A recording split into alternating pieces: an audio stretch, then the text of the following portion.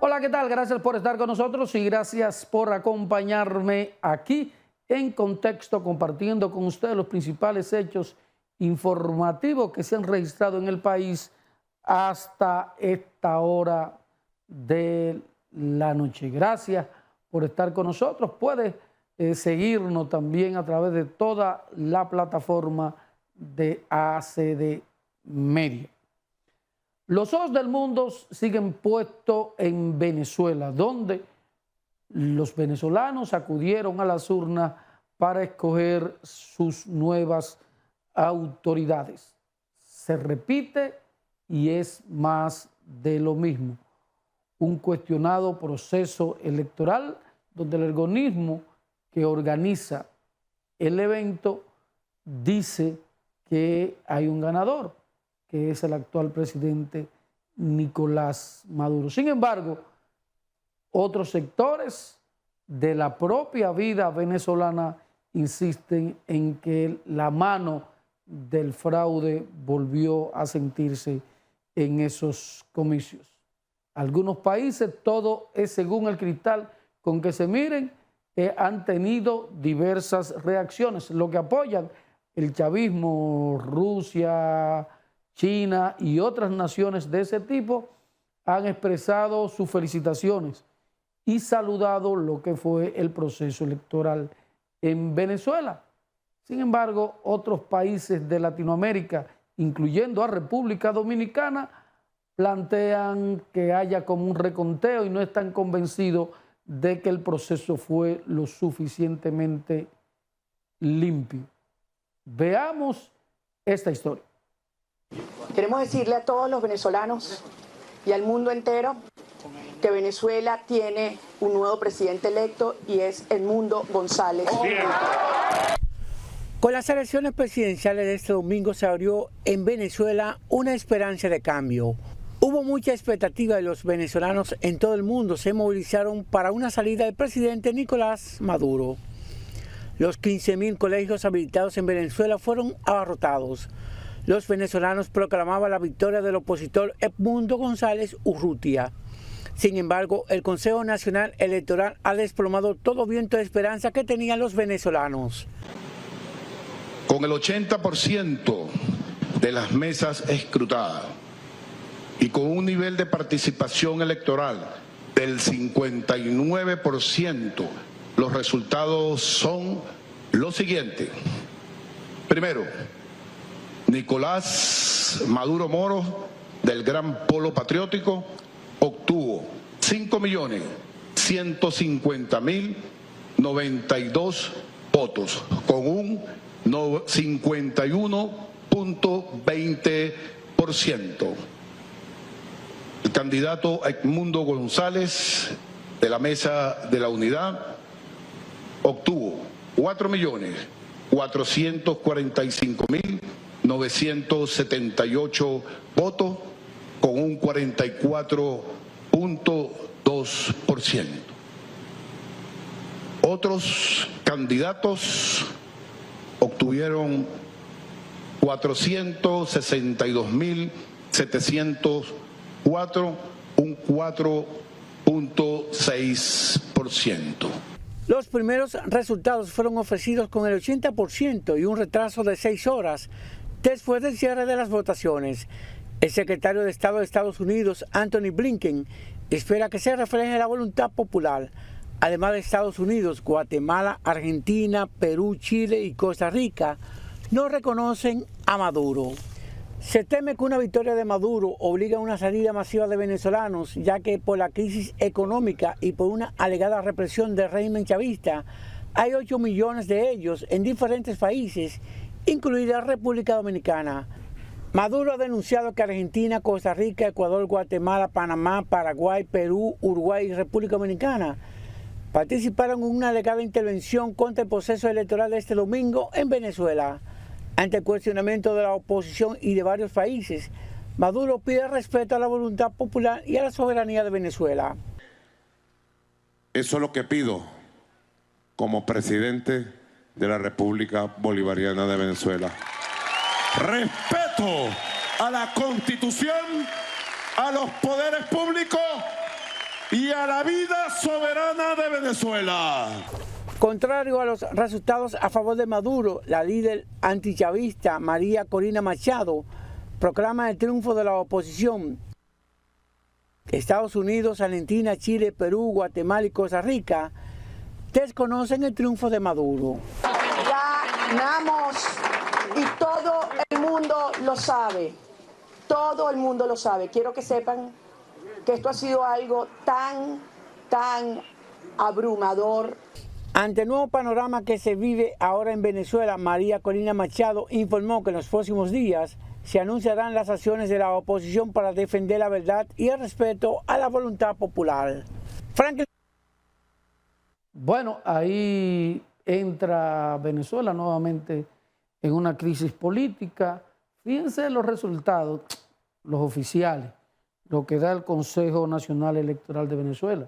Hay una diferencia de un 10% porcentual. Y el hecho de que se reconozca que el candidato de la oposición, el principal candidato, que es González, obtuviera más de 4 millones de votos, un 42% frente a un 51% de Maduro. Te dice qué tan fuerte es la oposición. Lo que está acostumbrado a que suceda, cosas como esa, va a seguir el escarceo, la oposición montará su escarceo, pero yo entiendo que Maduro seguirá gobernando por el próximo periodo constitucional, exceptuando que armen una crisis política tan intensa que haya una necesidad de hacer unas nuevas elecciones, como lo que pasó aquí en el 94. Es decir, cuando la crisis del 94, que Joaquín Balaguer le robó las elecciones a Peña Gómez, ahí se armó una crisis, hubo que llegar a un acuerdo y se decidió que Balaguer gobernaría los 2 primeros años y Peña Gómez gobernaría los 2 siguientes. Pero Peña Gómez al final desistió de gobernar los segundos 2 años y por eso hubo elecciones en el 96. Balaguer gobernó sus 2 primeros años y se realizaron las elecciones de 1996, donde Balaguer apoyó en segunda vuelta a Leonel Fernández del Partido de la Liberación Dominicana. Por eso asciende al poder el PLD en esa época. Con relación a esto, voy a hacer un poco de abogado del diablo. Y se lo decía a unos amigos, lo dije en conversaciones privadas y en algunos programas de televisión y de radio. Para vencer a Maduro es como esos boxeadores, hay que darle un knockout que le cuenten 30 y no se pare. Eso pasó aquí, y voy a hacer el paralelismo, en 1978. Cuando el PRD decidió participar en las elecciones, creó todo un ambiente a nivel internacional y las urnas se llenaron de votos blancos. Si la mayoría de los venezolanos hubiesen votado abrumadoramente, cuando hablo abrumadoramente, que todo el mundo sepa que es una pela de calzón quitado, no hay forma de que se haya hecho cualquier patraño o fraude para garantizar que Maduro continúe en el poder. Entonces, lo que va a pasar, y decía lo del 1978, Balaguer es derrotado con una pela de calzón quitado. Todavía sí hubo gente del régimen que entendía que no debía entregarse el poder a Antonio Guzmán Fernández, que fue el presidente electo. Y Balaguer, y eso está en una anécdota que ha hecho en varios escenarios, el doctor Marino Vinicio Castillo le dijo claramente que no iba a participar en un desconocimiento de la voluntad popular. Ahí Balaguer hizo un ejercicio de demócrata. Y después, en su discurso, usó aquella frase de que lloran como mujeres lo que no supieron defender como hombres. Y a este acto de Venezuela se le da el seguimiento Primero por los vínculos, la cercanía que ha tenido históricamente República Dominicana y Venezuela, incluso los lazos de Chávez con República Dominicana. Esta situación, presumo que diplomáticamente pone un poco la tensión, tensa un poco las relaciones entre República Dominicana y Venezuela, tomando en cuenta la declaración de que República Dominicana es parte de algunos estados que están cuestionando el proceso electoral en Venezuela. Debido a la misma situación dramática de la situación económica en Venezuela, miles de venezolanos, millones de venezolanos han tenido que abandonar sus tierras para viajar a otros países y República Dominicana no está exento de eso. Aquí cada vez es mayor la cantidad de venezolanos que llegan a República Dominicana huyéndole a la situación política y económica de un país que es 10 veces más rico que nosotros. Eso es penoso y lo digo con conocimiento de causa porque visité la Venezuela rica, visité la Venezuela que quebró el grupo de los partidos tradicionales, comenzando con Carlos Andrés Pérez, que fueron los que dieron pie al nacimiento del chavismo. Porque usted hay que ver lo macro, porque ahora, que Maduro, que el Chávez, sí. Se llegó donde Chávez, porque los partidos tradicionales fueron un desastre en la administración pública. Y el saqueo al erario era cada vez más común. Y el descrédito de los partidos tradicionales llevó a que un coronel como Hugo Chávez asumiera la rienda de un país verdaderamente rico. En la década de los 80, muchos dominicanos, en vez de irnos para Estados Unidos, ¿sabe para dónde era que cogieron? Era para Venezuela, en busca de mejor vida, en busca de mejores condiciones económicas. Esa Venezuela se la tragaron los partidos tradicionales y la acaba de enterrar aún más el gobierno de Maduro. Esa es la realidad cruda y dolorosa. Por eso tantos venezolanos aquí en República Dominicana y en otros países de la región. Los políticos de aquí lamentan la situación como fue estas declaraciones del presidente del Senado. Ya en esta época, el año 2024. El presidente del Senado lamentó que en pleno siglo XXI se presenten situaciones como la que se está viviendo en Venezuela. Nosotros los dominicanos debemos fortalecer cada día más nuestro sistema democrático, tratar por todos los medios de que se siga robusteciendo la democracia en nuestro país. Debemos darles gracias a todos los líderes políticos de nuestra nación por el hecho de que hoy nosotros podemos decir que somos uno de los países que disfruta de un mayor nivel de estabilidad en cuanto a la democracia, nuestra estabilidad social, política, económica. Asimismo, De los Santos expresó que si él hubiese sido Leonel Fernández, se retira de ese país al negársele la entrada a los demás expresidentes. En ese caso, yo le aseguro que si hubiese sido yo, pues inmediatamente, si no podemos participar todos, pues no participamos ninguno y de inmediato me hubiese retirado de ahí, de ese sistema de observación, porque la verdad es que ¿por qué uno sí y otro no? Eso deja mucho que pensar, deja mucho que decir y entiendo que ningún líder político, y más al nivel del doctor Fernández, debe arriesgarse a una situación como esa. Muchos países rechazan lo ocurrido en las elecciones de Venezuela y manifiestan su intención de no reconocer el nuevo gobierno de Nicolás Maduro.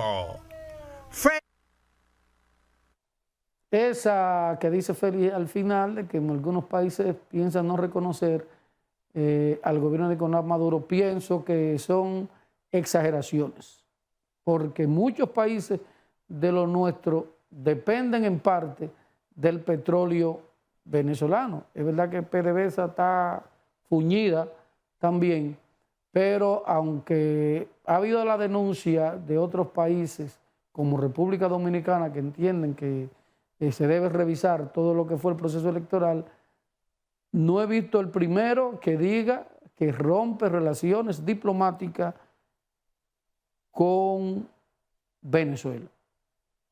Por ejemplo, como pasó con la órbita con Cuba.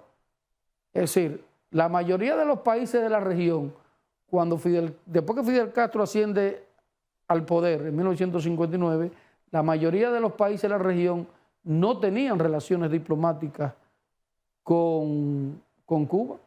Es decir, ¿cuándo se estableció la relación diplomática con Cuba? Fue en el gobierno, si mal no recuerdo, de Leonel Fernández, en el primer mandato de Leonel Fernández, que fue de 1994 al 2000. Y fíjense que, por ejemplo, el Partido Revolucionario Dominicano, que era un partido de avanzada en los 70, en los 80, no estableció relaciones diplomáticas con Cuba. E incluso hay una anécdota por ahí que le preguntaron a Fidel, y Fidel dijo, bueno, es verdad que que el PRD es un partido más democrático, pero las relaciones con la gestión de Balaguer, especialmente en los últimos 10 años, fue mejor. Entonces, a veces los países dicen que sí, que aquí, que allá, pero al final no rompen relaciones con Venezuela. Vamos a ver lo que sucederá en lo adelante, que, como decía en principio, el escarceo, la oposición va a seguir movilizándose. Lógicamente estamos hablando que la oposición sacó casi un 50%, porque si el candidato opositor sacó 42, más un 4% de otro partido, estamos hablando que es un 46, 47, 48%. La mitad de la población, la que votó, está en contra de Nicolás Maduro. Reitero, hay que seguirle dando seguimiento a todo lo que ha sucedido en Venezuela. Primero, porque es un país hermano, es un país que tuvo su época de gloria. Son muchos los venezolanos que viven ahora en República Dominicana y que salieron corriendo a la situación política y a la crisis económica de esa nación. Una nación, insisto, que es verdaderamente rica. Nos vamos a la pausa, pero no se mueva, porque cuando regresemos les estaremos hablando mucho más del tema que sigue en estos días analizándose, la reforma fiscal. El presidente ha sido reiterativo en varias ocasiones de que existe todo un plan, todo un proyecto de enviar al Congreso diversas reformas. Pero si hay una reforma que preocupa a la gente, especialmente porque le da o le daría en el bolsillo, es la que tiene que ver con la reforma fiscal. La gente tiene miedo que pase lo de siempre, que en medio de esa reforma fiscal se le cargue el dado a lo que menos tienen. Esa es una práctica a la que los gobiernos tienen acostumbrado a los dominicanos. Siempre son los sectores de menores ingresos y la clase media los que llevan la carga más pesada cuando se habla de poner impuestos. Por eso el ministro de Industria y Comercio, Ito Bisonó, entiende que la reforma debe ser equilibrada y de seguro, afirma Ito, no afectará a los más pobres. Veamos. Ese es el objetivo. Ahora, aunque el gobierno no ha presentado la reforma fiscal, el ministro de Industria y Comercio dio garantía de que se buscará proteger a los más pobres. Sin duda, el presidente ha dado desde el principio de gobierno señales claras que los productos de la canasta básica y todos los demás, principalmente también los de producción nacional, nosotros estamos para defenderlo y para que cualquier impacto de inflación o de lo que sea no le llegue a los que menos tienen. De su lado, la representante de la Procuraduría General de la República destacó el compromiso de enfrentar el negocio ilícito en el país. es compromiso de la Procuraduría General de la República sancionar a todos aquellos que infrinjan la norma y que lleven estos productos que tanto daño han causado a la salud de nuestros dominicanos. Gracias por el apoyo que todas las instituciones nos han dado y por toda la información que hemos recibido que nos permite hacer nuestro trabajo de manera eficiente. Las autoridades incineraron productos por un valor de 800 millones de pesos. En una combinación con varias instituciones, el Ministerio de Industria y Comercio se compromete a dar seguimiento de manera estricta al comercio ilícito en el país, porque es la mejor forma de preservar una competitividad entre los comerciantes de la República Dominicana.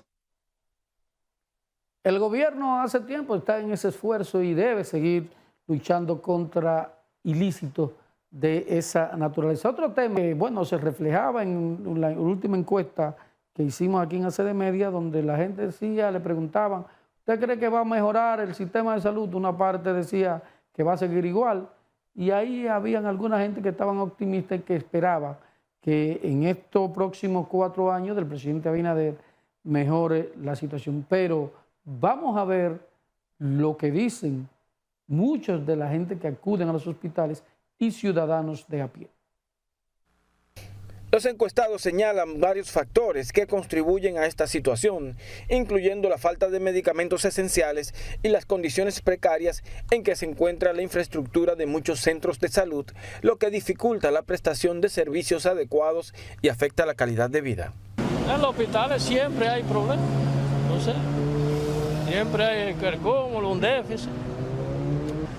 Bueno, yo lo veo un poco crítico, están los hospitales llenos, que no cabe un mandado, está todo lleno. Tienen que primero implementar un plan, primero empezando por la salud, que no es factible aquí. Aquí la salud está paupérrima. Debería ponerle atención, debería mandarlo a revisar, o si no que ponga un solo sistema de salud, el sistema del gobierno, claro, privado y público, pero que responda. Este viernes el presidente Luis Abinader destacó la inversión del gobierno en el sector salud e insistió en la necesidad de una reforma a la Ley de Seguridad Social en base al consenso de todos los sectores del país. Y esa es la mejor manera de avanzar poniéndonos de acuerdo, siempre con justicia, con cumplimiento de la ley y pensando que cada día debemos hacer algo más, cada día algo más para mejorar la cobertura de nuestra gente y mejorar la calidad de vida de nuestra población, que al final es el objetivo que todos nuestros países debemos de tener. El jefe de Estado fue reconocido durante el acto de clausura del primer Diplomado Internacional de Defensoría de Derechos Ciudadanos en materia de seguridad social. José Elena, ACD Media. La salud es y debe ser prioridad de los gobiernos, realmente, y es triste decirlo, los hospitales públicos cada vez ofrecen un peor servicio, y a usted le extrañaría, porque los mismos médicos que están en los hospitales públicos son los mismos médicos que están en el sector privado. Claro, la diferencia es sencillamente el bolsillo. Otro tema de salud, y es una denuncia que se ha estado hablando sobre un aumento de los casos de leptospirosis en República Dominicana. Veamos estos hechos. Desde enero prácticamente ha estado lloviendo todos los días en República Dominicana, con su secuela de inundaciones que traen varias enfermedades como dengue, malaria y leptospirosis, enfermedad esta última que es letal. Es reconocer que hay algunas enfermedades, como es el caso de la malaria, en el cual todos los años se manejan de 200 a 300 casos. Este año llevamos cerca de 600 casos de malaria. Y por último, llamar la atención de una enfermedad que ha tenido muy poca atención desde el punto de vista mediático, que ha sido el caso de la leptospirosis, la cual se reportan cerca de 25 personas que han perdido la vida por una enfermedad que es diagnosticable y tratable con antibióticos, lo cual debería ser la excepción, está generando cierto grado de preocupación. De otro lado, el especialista Héctor Balcácer justificó las medidas de las autoridades para evitar la entrada de ántrax que se sospecha ya está en el vecino Haití. Las Fuerzas Armadas en tiempos de paz, como el cual nos encontramos, se supone que tiene que velar por la integridad del territorio. El ántrax es un proceso que pudiera tener repercusiones sobre nuestro país fuera de la parte médica. El ántrax no es esa enfermedad que va a provocar de que brotes extensos y que tú vas a tener un brote de ántrax en Asua o un brote de ántrax en Barahona. Eso no es verdad. Es una enfermedad que se transmite muy mal de persona a persona. Por eso el riesgo de que ocurra un brote en una población no es lo que pudiéramos observar, por lo menos no en la naturaleza de esta enfermedad. El doctor Balcácer dijo que con las medidas de control en la frontera se busca que nuestra industria agropecuaria no se vea afectada por casos de ántrax u otras enfermedades. Ese es un tema al que hay que prestar atención y como dice el doctor, la leptospirosis, que es algo que se atiende con 3 antibióticos. No hay razón para que mueran tantas personas por hecho de esa naturaleza. Nos vamos a la pausa, pero no se mueva porque cuando regresemos estaremos hablando de cómo va todo el proceso de los trabajos que se realizan para organizar el Congreso del PLD, pero también cómo ven los PLDistas la situación política actual y los resultados de los comicios en Venezuela. Estaremos hablando con el tercer hombre al mando del PLD, compartiendo los hechos que se han producido hasta esta hora de la noche. Le decíamos que íbamos a hablar con el tercer hombre al mando en el Partido de la Liberación Dominicana, Mayovanés Escoto, secretario de organización del poderoso, u otrora poderoso, Partido de la Liberación Dominicana. Gracias, Mayo, por estar con nosotros y por acompañarnos aquí en este espacio. No, gracias a ti por darme el privilegio de estar contigo y toda tu audiencia. Son muchos los temas, especialmente lo que tiene que ver con la organización de ese evento extraordinario que hacen ustedes. Pero antes de tocar ese tema, Mayo, me gustaría ver tu opinión sobre lo que fue el proceso electoral en Venezuela. Bueno, fue un proceso aparentemente cívico, según los reportajes que hemos visto, a pesar de que los resultados no son lo esperado. La mayoría, sobre todo de Estados Unidos, estaban esperando, y los venezolanos que viven fuera de su país estaban esperando lo contrario, lamentablemente. Parece ser que hay un problema de coordinación con los venezolanos, porque según escuché, cerca de 8 millones de venezolanos viven fuera, más sin embargo no se organizaron para votar. De 5 millones que estaban organizados para votar, apenas votaron cerca de 100,000, o sea que realmente el venezolano que vive fuera de su país no votó para que se dieran otros resultados. Y ahí está la diferencia, es decir, tomando los datos oficiales, la oposición sacó un 41%, un 44%, el candidato principal 51. más 51 Maduro. Pero si hubiesen ido a votar el 50% de eso que le están oyendo al chavismo y a la situación económica, los resultados fueran otros. Por eso digo que cada país tiene el gobierno que se merece. Realmente los venezolanos no hicieron lo suyo. Debieron de ir a votar en cada pueblo donde están viviendo y organizar. Si hay 5 millones, con esos 5 millones, Chávez sacó 5 millones y algo. Y la oposición sacó 4 millones y algo. O sea que de esos 5 millones, solamente 1 millón que fueran a votar, con eso tuviéramos los resultados diferentes. Lamentablemente no se organizaron, no se prepararon y por eso tienen los resultados. Me gustaría, ya que estamos en esos temas, en términos general, ¿cómo tú ves la situación económica? El gobierno dice que la situación está bien, el Banco Central establece que ha habido un crecimiento en la economía. Sí, realmente el crecimiento económico a nivel general es en términos macro. En términos macro. Eso se refleja de que aquel que tiene mucho dinero, aquel que tiene buenas empresas, que tiene buenos negocios, está creciendo y que la economía va creciendo. Ahora bien, eso no se refleja con aquel ciudadano pobre infeliz que vive en los pueblos, que vive en los barrios, porque se ha encarecido casi todos los productos de primera necesidad. Y por eso para ellos realmente la economía no está bien. Aunque en la parte macro se ve, según los informes del Banco Central, se ve completamente aceptable, pero lamentablemente la realidad es otra. Y no hay más que irse a un supermercado y ver lo que está diciendo, irte a montarte en una guagua, montarte en el tren, montarte en uno de los servicios públicos, darte cuenta de lo que está pasando con la energía eléctrica. Ahora celebran cuando llega la luz. Eso se había pasado de moda, de celebrar. ¿Ustedes dejaron ese tema resuelto? Resuelto. O sea, teníamos una gran cantidad de ciudades que estaba 24 horas, incluyendo muchos sectores de aquí del Distrito Nacional y de Gran Santo Domingo. Y de repente ahora es una algarabía. Llegó la luz y se aplaude. O sea, volvimos atrás. ¿Cómo está cuál es el cuadro del PLD ahora que vi un anuncio incluso de Francisco Javier que ha dicho que sí, que tiene intenciones de buscar o de ser escogido por ustedes como candidato con miras a las elecciones del 28? Bueno, lo vemos a destiempo desde el punto de vista de que el Congreso en que estamos organizando vendrá esa posibilidad a partir de septiembre.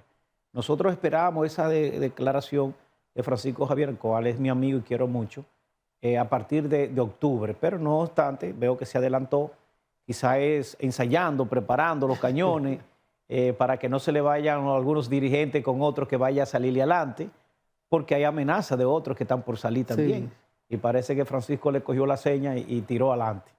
Pero es bueno porque dinamiza el partido, dinamiza a los compañeros. Eso va a provocar que Francisco va a tener que salir a todos los pueblos, a todas las provincias. Y eso, aunque dentro del marco del Congreso no es lo propio, pero no deja de generar interés de formación, de estar pendiente, de que el partido se dinamice y que siga vivo realmente. Y a eso es lo que queremos. O sea que lo vemos bien, aunque a destiempo. Tú hablas del Congreso, es decir, ¿en qué va? Tú eres de los organizadores. De lo que tiene mayor responsabilidad para que el 10º Congreso del PLD tenga éxito. ¿Cómo va ese montaje? Mira, después del día 7 de julio, cuando dimos la apertura al Congreso, Reinaldo Pared Pérez, realmente las comisiones de los 15 ejes temáticos han estado trabajando y ya hicieron prácticamente su resumen, casi la mayoría, que nos han entregado. Para ese resumen los estamos preparando para producirlo y hacérselo llegar entonces a los 4,000 y pico de delegados que tenemos en este Congreso para que opinen.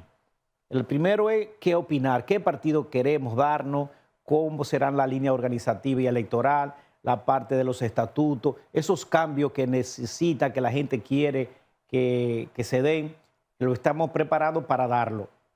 Pero previo a eso ya nosotros, casi la mayoría de los organismos, llámese los presidentes de intermedios y los presidentes municipales, de distritos municipales, de circunscripciones y provinciales, se están haciendo lo que se llama la crítica y autocrítica. Se hizo un cuadernillo en la cual contiene 78 preguntas para verificar qué hicimos bien, qué hicimos mal, qué pasó, por qué perdimos en el 20, por qué perdimos ahora en el 24. Ese análisis que realmente nos hacía falta para nosotros, a partir de esos resultados, saber hacia dónde tenemos que construir un partido ya reestructurado, renovado, diferente. ¿Cuál es la mayor dificultad que usted observa en medio de este proceso antes de llegar al final del Congreso? Bueno, la dificultad que se podría dar es el feedback que se vaya a tener con los organismos. Nosotros estamos entusiasmados de que de los 4,000 y pico de delegados realmente participen, den sus opiniones. A eso es que podemos sentirnos un poquito complicados, porque hay dejadez de algunos presidente de después después una derrota, que no, yo no voy a hacer esa evaluación, que para qué, total, que es lo mismo. Entonces uno tiene que ir y varias personas de la comisión que dirige Cristina Lizardo, nos trasladamos a las provincias a animar con diferentes asambleas, animarlo para que participen, y eso no está llegando muy bien. Y lo otro es la parte que estamos trabajando, la parte de cómo entregarle y hacerlo más dinámico el resultado. Como queremos un partido más moderno, entonces estamos trabajando para hacer una plataforma de forma tal que servirle a los dirigentes a través de una plataforma y que dentro de la plataforma los dirigentes puedan opinar, puedan aprobar, puedan rechazar y puedan decir realmente qué es lo que queremos, qué comité político queremos darnos, qué comité central queremos darnos, qué presidente de intermedio queremos darnos, qué dirigentes realmente queremos darnos. Si queremos darnos un miembro de estos que son prácticamente electoreros, llamados miembros, y hay un miembro militante, que es aquel que realmente preside un comité de base. El cuadro. Entonces, esa parte le estamos también dándole forma para que se apruebe o se rechace para saber si realmente eso es lo que queremos. Y si es así, entonces tendremos un partido completamente diferente y ya espero que en otra ocasión me puedas invitar para hablarte sobre el desarrollo que ya estamos teniendo cuando comiencen a llegar esos resultados. ¿Piensa que realmente es necesario que el PLD y todo el sistema electoral se adecúe a los nuevos tiempos? El dirigente de hace 20 años no es el dirigente que tiene, si se quiere, el target de público que tenía un dirigente de antes. Era más sobrio, más solemne, más comprometido, no andaba atrás de la logística. Hay que hacer un mix, porque si rompemos totalmente a aquel que llamamos análogo, que se le hace difícil manejar una tableta, un celular, la computadora, pero que es un dirigentazo, porque es una persona que realmente cumple los principios, se lleva, tiene lógica, tiene mucha experiencia en los manejos políticos, no lo podemos tampoco aislar, sino que tenemos que hacer un híbrido entre esos compañeros que todavía no han tenido la oportunidad de hacer el switch para cambiar a la parte más moderna, pero no podemos quedarnos atrás con los jóvenes que para poderlo llamar, para poderlo integrar, tiene que ser con los elementos totalmente digital. A los jóvenes de hoy en día no se puede ponerle a leer un libro con páginas. De 300 páginas, no te la lee. Apenas te lee un párrafo, ¿entiendes? Y forzándolo mucho te lee una página.